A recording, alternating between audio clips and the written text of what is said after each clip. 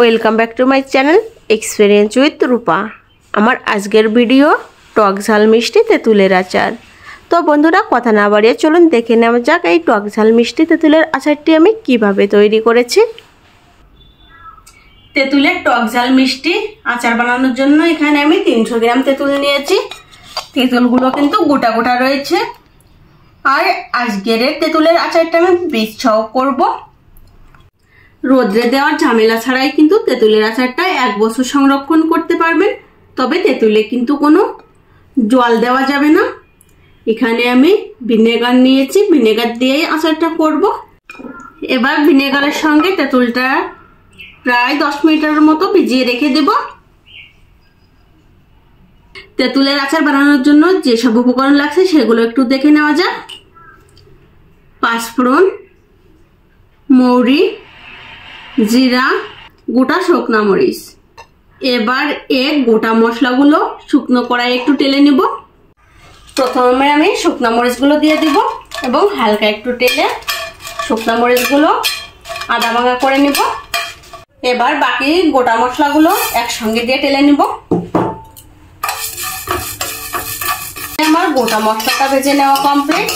গোটা মশলাগুলো আমি আদা ভাঙা করে নিব।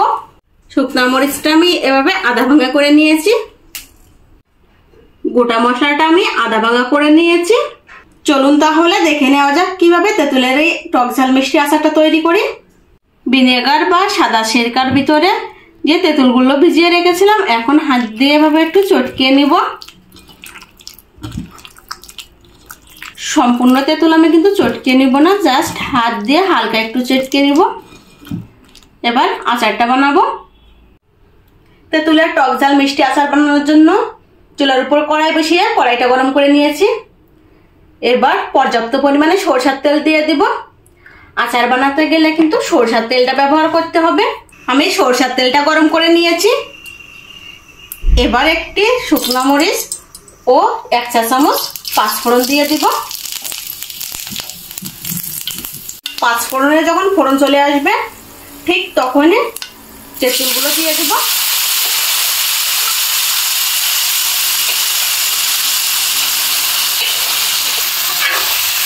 তেঁতুলটা মশলার সঙ্গে মিশিয়ে নিব।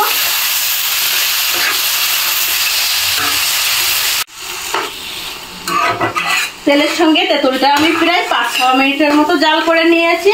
এবার স্বাদ মতো লবণ দিয়ে দিব আর 1 কাপ পরিমাণে চিনি দিয়ে দিব। যেহেতু টক ঝাল মিষ্টি আচার সেহেতু চিনির পরিমাণটা একটু ঠিক রেখে দিতে হবে। অতিরিক্ত মিষ্টি হলে কিন্তু আচারটা খেতে ভালো লাগবে না। এখন তেঁতুলের সঙ্গে চিনিটা মিশিয়ে নিব। একটু সময় জাল করলে দেখা যাবে চিনিটা গলে গিয়েছে আর তেঁতুলটা অনেকটা পাতলা হয়ে গিয়েছে। যতক্ষণ না পর্যন্ত তেঁতুলটা আঠালো হচ্ছে ঠিক ততক্ষণ পর্যন্ত এভাবে রান্না করে নিব। এতক্ষণে আমার তেঁতুলের আচারটা বানানো কমপ্লিট। এবার আগে থেকে যে মশলাগুলো গুঁড়া করে রেখেছিলাম সেই মশলাগুলো দিয়ে দিব। চিলি ফ্লেক্স দিয়ে দিব, মানে শুকনা মরিচটা আমি হালকা তেলে আধা ভাঙা করে রেখেছিলাম ওইটা। জিরা, মৌরি ও 5 ফোড়ন গুঁড়া দিয়ে দিব। এবার মশলাটা তেঁতুলের আচারের সঙ্গে মিশিয়ে নিব। এতক্ষণে আমার তেঁতুলের আচারটা বানিয়ে নেওয়া কমপ্লিট। এখন কড়াই থেকে অন্য একটি পাত্রে তেঁতুলের আচারটি আমি নামিয়ে নিব।